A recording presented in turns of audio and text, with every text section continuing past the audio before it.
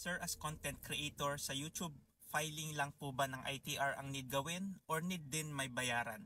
First step po muna is freelancer BIR registration as a content creator.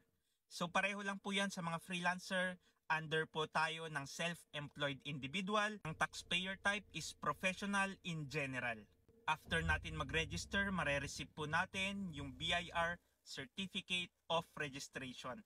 And as a content creator, usually income tax return lang po yan.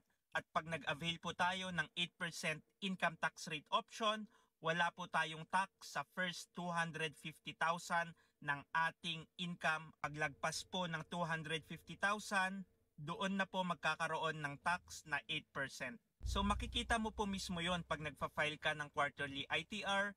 Pag less than 250,000, zero pa po ang tax payable. Pero once na lumagpas ka na for any quarter or sa annual ITR mo, makikita mo po mismo sa income tax return mo kung magkano ang kailangan mong bayaran na tax.